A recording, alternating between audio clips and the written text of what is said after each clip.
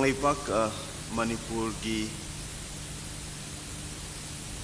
ngomkhai amadi Kanglup kuntra si punna leiminaba yananaba laikhtirba Thawailen kunmathoi punna 97 to 2001 nakoi nauksa dagi horagana tampasana phawba bagat phawba kunmathoida ekoina nakoi da kok noli nakoi gi minglen na numit thana leimo khai Kangleipak tagi mutta voice no ngasi gi Dias Telengcham Beriba Amuko ki President Manipur ki 30 communities ki people's leader aina khanjabada community kuntra gi manungda ama ninatana di loina sure na khalli Amuko ki function sida aduna Amuko na 30 community ki leader korak pasina takpadi Amuko ki platform asi Manipur si community kuntra makini aduga mapandagi lengbirakpa asauba team ama Bangladesh tagi lengbirakpa AK Saram amadi Imana lengbirakpa namjingru lengbirakpa Bangladesh ki Manipuri lusingba kuntra manga khwaidagi sauba delegate oina lawbi ai ngasi phawbada mathangda United Manipuri Association Assam dagi lengbirakpa Dias Telengcham Beriba Singh aduga sons and the daughters of Manipur and friends of Manipur Amuko gi ngasi phawbada magi machimana oiba Apex organization amaga punna makhoina pami basi unity struggle and the unity sini aduna unity struggle and the unity and the struggle masi gi matengna Kangleipak Manipur asi sahi lising tarakun hingadoribani aduga masigi motto asi unity from within manungdagi unity lakpa aduga unity from without mapandagi lakpa haibasina yamno official oi aduga unity from within si ngasigi darkar oibani thamoi manungdagi Kanglup kuntra sigi awana Samana na puminna bahaibase masina Kangleipak Manipur na sahi lising kaya hingana bagi amatang ngairbo upaini unity from within aduga state government state na unity from without sagatpangami state king na pangthoi base unity from within dingamde unity from within di ngasi lengaiba Kangleipak Manipur gi 30 communities ki public leaders na Manipur ki Kangleipak ki puari singa kadori bani state ta thajabadigi hena ekoina miyam da thajai aduna masigi da ngasi phawbada akoina makhoi kunma thoina June 19 ki numit ki marta 32 June 19 ki matung da thorpa sahid lepa ki thawai thakhiba manga aduna pre June 18 amukona miyam ki rally oina Manipur gi itihas ta khwaidagi sauba rally ama Manipur kannaba semkhiba 97 ki rally da laikhidaba thawai million ahum makoisu Manipur gi machane aduna makhoi kunma thoi asi June uprising ki mamang June uprising ki matung punna kunma thoi asi akhoi gi ahenba iramdam gi masani hariba kunma thoi si gi manungda ama watna amatang bu kauthoku matamda iramdam si kauthokre haina koina lobu tai aduna unity from within asi akhoi gi lamsigi laikhidaba June uprising ki matung June uprising ki trahumdoi mamangi ahum makoi ahum maksibu sabsana ikai jati bizat khaidana ikai khumnaba ngamaba matam aduda Manipur da unity laigani amatang chithaba matamda अमतंग तन येंगबद थुंगदब मतमदो मधु मणिपुर कायनबगी अहम वासकनी अदुना अखोइगे लैपाकसिदा rhetoric थमोय दनतबा Dhanbir लाइसमना हाइबदुदा थमोय नतबदा थमोय मनुंगदना who फुमगा कांगलुप कुमापनसिबु ताथीना तौबगी लिचतसि लेरिंखैदि नुंगनांगबसि लैगनी अदुना मसि होंगब ताई अदु अइंगोंदा की note पीबीखिबा अमुकोगी खुमन्ना हाइबदो इसनजहोई अतैदि report ओइरगा मरु ओइबा अनि खक्ति आइगे थमोयदा यामना हेना नुंगाइतबा फावी महान पनबगी मनुंगदा state की ई तैरिबा खुतुना मागी मखुत्ता लैगिद्रिबा त्रानिपानगी मोंगफमदुदा लैहुक्पा हाइबसे अखोय यानिंगदि है हाला हालगा लंगसेगा हाला हालगा लै परेंग हुई अदुगा अखोयगी यूनिटी पामबसिंगना हालिबा खुत्तुबु कौरगा लै परेंग हुअली मसि लैपाक कन्नबा थवंगला मसी नत्ते मसी होंगदो अदुना स्टेट पाइबा हाइबसी होंगबा याय तोंबा चावबा तोम दिक हेरी होइबा याय अदुबु स्टेट ना मरिपा कनबा त्रानिपानगी थवाई लौरबा ई तारबा मतुंगदा मखोइगी मोंखोमदुदा अमु अखोइना कौरगा हाटखिबा मिहारपसिंग अदो ममिंग माथा होंगबदि याय नखोइगी आशीर्वाद दरकार ओय आइदना कौबा हाइबसे मणिपुर की मियामदा पृथ्वी की मियामदा इकाई खुमनेन करम हाइगनी अदुबु ओजा रियाज ना हाइबा दुमाइन तौदना hate sin but not the sinner state हाइबा पोट तोंबा चावबा इबोबी मेघचंद्र याय म होंगबा याय मखोइगी ई तैगिबा जुन 35 की ई तैखिबा मखुत्तो नुंगजेंग पुखरीदा सेंगना चामथोअगा 39 हाटखिबा मखोइ थाना नतग सिफाई मिहाटपसिंगदो मिया मांगदा फांगसी तौरबा मतुंगदा आइसु लैकरके न लागदी आहान बैकाय खुमनबा पिदोरिबसे एइनि अंगांग बखुट मरा लैतबा खुद फारगा हालगा आइन थुगायरगा आइन बुखोंगे नरगा खुला याउद्रबा मतमदा पात हालगा भारत की आइन पृथ्वी की आइन थुगायरगा हाथ पर लोयरगा विक्टिम शहीद सिंह अदुगी नुक्सीबा सिंगना मियातपा सिंह अदुदा नंग लेंबिरओ नंगना मंगोल पीबियु मखोइगी थवाई 39 सिना मंगोल फंगबदि लायरदना अतियादा सिल्लिबा मियातपा सिंगी ई कोक्रिबा मकुट सिंह अदो मखोइ 39 ना यामना खाना येंगनी मसे सामथो अंगांग बखुट्टु मदुगी मतुंगदा ई पक्त्रब खुत्तुना मखोइ 39 की मोखमदा केक्रोपाता लೈ कलोराव अथौबा अदुना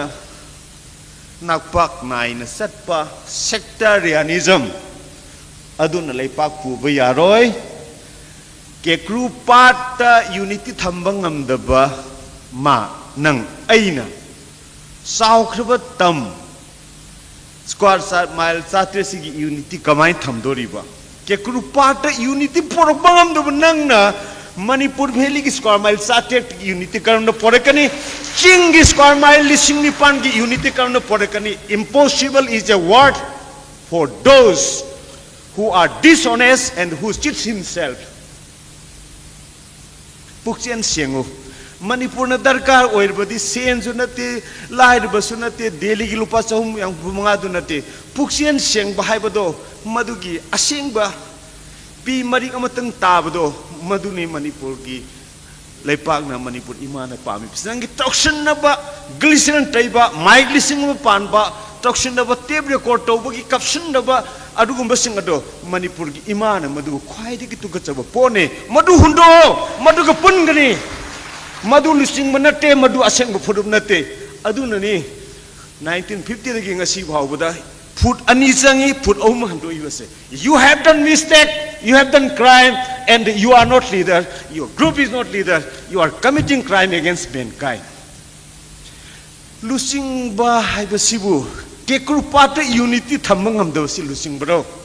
मसी एडवाइजर लानी सरकार इसामक प्रजा खबर पुनमक्ता हंगिबनी खुबाबु चाकपा संगम फादब के ग्रुपात सिदा अनि थोअगा अमतबु चैरो अनि मकु चैगे अमतबु चैरोय अनि मकु चैगे आइगिदि अनि मक्से थवाइगी थवाइनी अनि मक्से मणिपुर इमानसु अनि मक्से अहनसु याइमसु तोमसु थवाइगी थवाइनी नखोय अनीना समू पांगन सावरगा केकुरपात पुन्ना स्वराट कमिन अनि हायरगा नखोय दि केकुरपात पता मुन्नबद लोयदना मधु यूनिटी ने हाय मधु अहेब लुसिंग मन फी मरुमदगी लुसिंग बसिंग हाय केकुरपात अनि थो अदुग केकुरपात चंगहंगनु मधु मधु संगहंदबा मयामबबु मनाउना मयामबु संगहनबदबु दुना मणिपुर गे लैपाक सेंगदोरी बा नाहकुंब लिसिंग तरा पोखरबनी पृथ्वीदा नाकी नमिंग दे इतिहास दा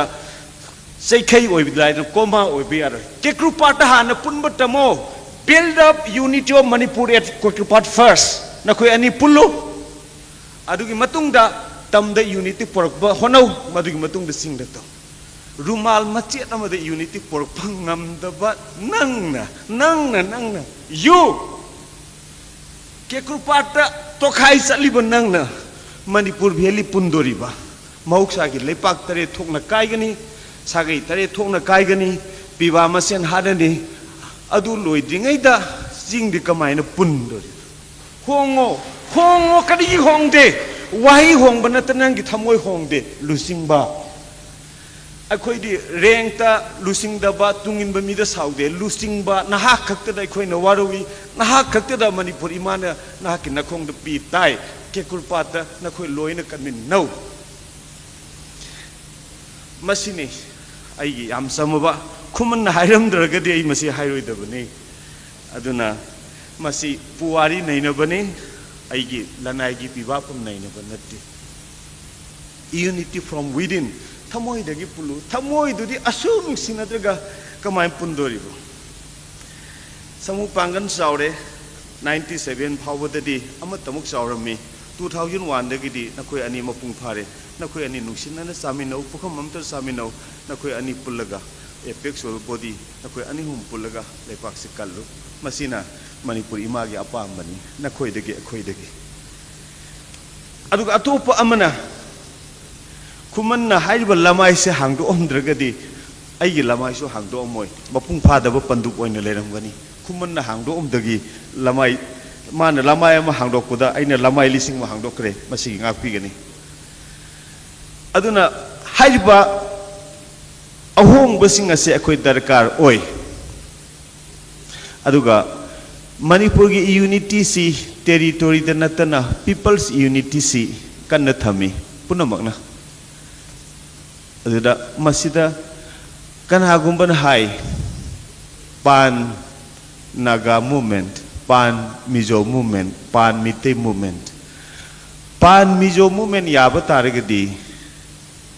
पान Naga movement greater Nagaland यागदबनी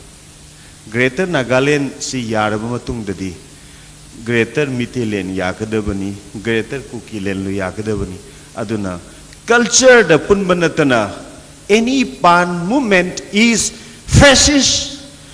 and the dictatorial no pan movement has survived in human history madu tawganu that theory that ideology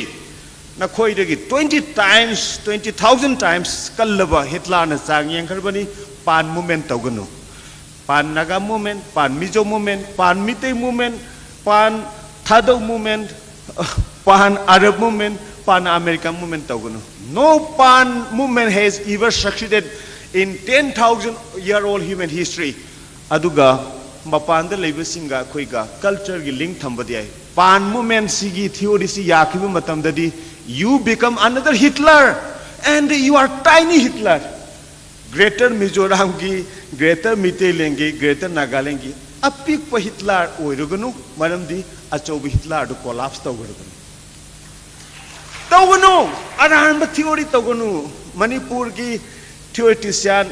aduga wakhal leibasing ase hummaga satpa yaba matamdu hen kharbani yamna hen kharbani aduna kaido nungda pan gi theory amuk tawganu Hitler na Lebensraum pan German movement Austria Czechoslovakia tawbu matam do Manipur da leiriba nongmai pairiba mayam sai masidi makhoi gi yengnabada karimta nate prithvi joy tawni haibado madugi pan theory it collapses and it will collapse. I guarantee you. Madu tawgano, madu intellectual haigano, leadership haigano, universal law de yadabani. Pan Nagal movement haigano, pan Mizo haigano, pan Miti haigano, pan Manipuri haigano, madu haiba taragadi, pan Arab land semaku taragadi. Prithvi sida there will be imperialism revival. Race that Mongolian state haigano, Manipur da Miti Bamon lay, Miti Pangan lay,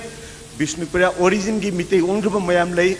Aduna, Awang no Pokta. Mongolian theory is high. Racist theory has ever failed, itself failed. Adungangano. Mina reject over theory punamak. Manipur pusalakano, Madu unity obiaro, Nang siva the lie, Nang loop siva the eye. Nahak lupamatan the Manipur. Lookani. We assure you. History na proof tawrba poni. Racism sagapiade, pan movement sagapiade, imperialism sagapiade, adugoloina. Indian colonialism so akoina 65 ta MSU ki president oiba matam dagi hawna ngasi bhawda koi firem su honde colonialism has never survived, racism has never survived, pan movement has never survived, imperialism has never survived, it shall never survive. Aduna greater haibasi si naba yadabu poni. It is very dangerous doctrine and it is the failed doctrine masini. Aduna high ribasing asina myth ni Leven strong gi myth living space ki myth se masi akoi thugai ga daban aduna community kuntra gi lusing basing tinbi bada masi ningsing biri base ekoina akoi da appeal tawjeri any pan mite movement pan chothe movement to tawinu it can never survive aduna mathangi atopa amana myth media it is more powerful than the power of the state. Me thamoi si media asina loin honga bane. Aduna Manipur ki print media di chahi taras da angak pa phangna universal loy ang pa phangna. Adubu government of India na radio na laibas alaiba Doordarshan gumba AI gumba sidi highly partisan, highly communal, highly racist. Aduga makhoi ngarang radio du taba matamda loop amakhaktagi maming da season nay BJP ga aduna loop ani khaktang amana India ki party amana loop amakhaktang ki propaganda tawi. You are unfaithful to your professional commitment. AIR da laiba missing na hak kuina hingada banate na chumi oi bane ko gumna sakhini karigano why you have say conducted amuko gi tawmi se nahan amu hagre chumi adu hayeng laiba targadi. You should do professional justice. Mr. Propaganda Machinery in Palace Compound. Aduna BJP ga haiba targadi Congress ki jo hayo CPI ki jo ngasi ira babon tawni madu hayo ngasi ki thodoksi adu yamna masjid ta ngang ba radio sidi Assam du kaisu tarakte hian malle masjid ta basi sector hindum si lay government ki electronic media se karamba mino haibada madu fallacious absurd person highly communalized mitai ore ko su magi sagai nati man lupa mada kaina laimung loraba mi atai su ubang amuktraba adu gumba sing atini makhoi sina singmi gi mayokta adi kanglup ki mayokta makhoi na radio gi machinery ji sinar hatred se hidden hatred sandoi. Change your propaganda machinery, change your air, change your electronic Doordarshan machine. Aduna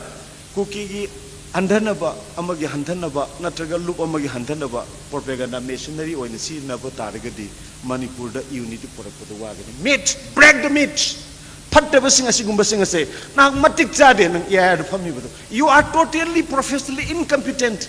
Nangon da how butatiba, mitei butatiba, lupamu butatiba, bamon butatiba lay. Nangi professional commitment da in the colonial started madu yautam. Change your briefing, Mr. Propaganda leader in air and the Doordarshan in Imphal. Masini. Aduna sandoku matam da kanglup masa gi tawjiba sing asisu phaja na sound broadcast to as good as the Valley people's performance. Adubu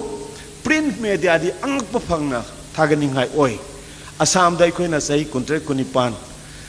si leirak pu matam da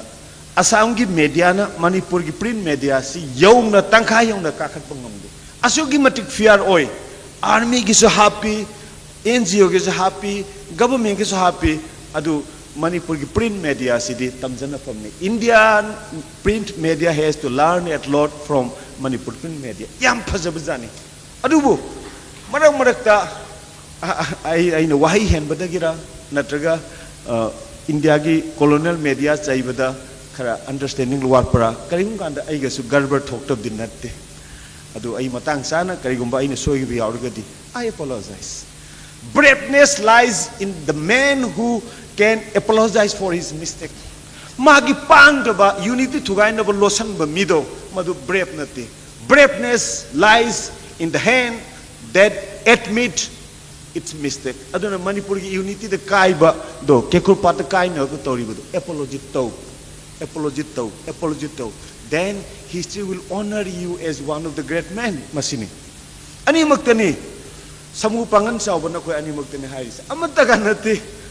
ani makta punna haiba wafam ne as a man as a citizen manam de aina haijaba sida tabi na bukhar lei haidana su thajarga haijaga aduga atopa mana India ki print media especially telegraph ki how would again loibo fox the afaba article khar thogasu editorial comment agina fifth column dagina tawrisi mitei len tangkhul len haidina khaido oga ukrul asigumba the punna tajaba jaga sing asida referendum tawgan asigumba oideba sandoe telegraph kita Manipur ki correspondent sing asi na makoi editor the editorial board sida masida complaint tawbusumi they have gone too far adu makoi si penal logi matung da su makoi si yarabani phaba yarabani communal hatred sandopagi Manipur kai digi communal lel nei dorino punna tajaba lamsu referendum propaganda what a wrong propaganda you are doing aduna man tawgu propaganda sina lura ibadi hidden propaganda se taba yam phajahalaga peace process propone hairaga manungda hidden communal bomb phomeba telegraph and many of the national papers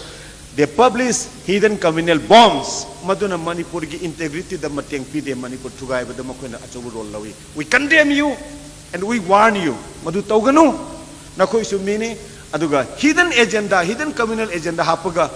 kuki naga hanana ba mitei ga naga ga final tana ba nakoina tawganu you the national media you beware of your shortcomings you correct yourself aduga masi nakoi publication kharde they deserve banning from government's law and you personally deserve imprisonment project tawrga communal hatred ki yam yawi aduna masi media gi medne media na khoi si yam khana hali media na khoi bunuksin hali media gi positive role expect tawi aduga identity gi issue nai nar ko matam da economic issue merger gi issue land and the people gi issue lay aduna hariba issue ahum je masi khoi nai na ba sangi yam hena aduga causes akoi gi disunity la is kadai dagi nu haida community right haibasi limited right ni Manipur gi making of the history dadi sina Naurem land sina RK land sina Oinam land ai dana khak leite Naurem le kai da Naurem no punna tai ya school da RK punna tai adu Oinam na punna tai sumaina punna tai haidana Manipur si community land le haidana propaganda tauba community rights si lei haidana haibasi masi beyond certain limit aikoi gi Manipur unity da kai adu haidana haiba writing sing as scholars sing na section bipachumi aduga minority rights community kuntra gi manungda community kumapang gi minority rights se majority oiba valley people na nga pangamdragadi that is the first step of the breakup of Manipur unity community kumapan se masigi loan kumapan sisu Manipuri languages ni every valley da laiba mi khudimana tangkhulon kukilon paitilon loina khangba ngamdragasu yamdrabada amani di tamba changi Manipuri language hairaga tam da ngangna ba sing da ngangna da ba ngangna riba potu di Manipuri language kaudaba all the 30 languages spoken in indigenous land of Manipur are Manipuri languages aduna masigi misu thugai gadabani tamda laiba sing na makoi na ngangi ba loan sing aten na Manipuri ni aduga sing da ngang budiri Manipuri na but they are also speaking another form of Manipur language aduga Tibeto Burman ngakani aduna haiba lon kuma panjai masi Mitei language ga manana develop to bahai majority valley people ki responsibility ni masi develop to gadabani Manipuri people speak 30 Manipuri languages not only Mitei language aduna aduga Manipur ki institution hapa kudimakta Chief Minister ki budi yam oigre singdagi Manipur ki institution kudimakta chingi missing na khwaidigi maru oiba khwaidigi important position powerful position se akoina rotate tawr ga pahen gadabani masi power sharing and partnership gawe aduna government of India na Manipur ge dagi Chief Minister ga tammi especially tamdagi kanagum mi ama ambassador ohende governor ohende president ohende magi colonial political culture do akoina tammoi akoina India ge colonial political culture do contradict to wadmain to dana Manipur manung dasu India ge colonial culture gi political culture gi carbon copy da akoi de lebi aroi every 29 community has the right to be the head of any institution maybe Sahitya Academy State Academy in Manipur maybe Sahitya Parishad maybe Dance Academy maybe university Manipur University da mayang na mari mangar oigre mitei su aniong loigre chingmi amana vice chancellor oigni haibagi imagination da Manipuri elite ki imagination da lakta base I am totally mas moina nainaba matam da mitei ngakten oine khaleba adu lepa kairam da tangkul ningsing ai kuki ningsing ai lepa kairam da de aduga aduna kok ta leiriba berasian ba amo podo hana sudo ga lepa ki wangango kok ta asuki mating mole thamoida suki mole aduna Manipur University ki vice chancellor oibada matik cha de haiba tangkul kana lei tangkul matik cha ba yamna lei IS ta gi logera directorship ta gi logera maog da gi logera aduna masi monopoly of the valley people togana masi it's time to correct your mistakes it is time to correct my mistakes aina tawriba aram basi chumthok na bagi ne lepa karam daidana community kumapangi all leaders lae matong sam daidana Imphal Turengi mai idol leiba kaino ki creator khar ngate go how can it be unity from within not unity from without aduna saksa pizza power sharing samin bagi wakan jai koi de leitring gai de yaro adu singi mi kumapansu hongdo kadabani adu ga loinana tamdal pokpa aichu incidentally tamdo pokpa ikoi ju hongdo ku sangyang khale aduga I am the first person to alter myself ai samuk su hongdo ku pame aduna masi it is time matam khar leiri Manipur kannaba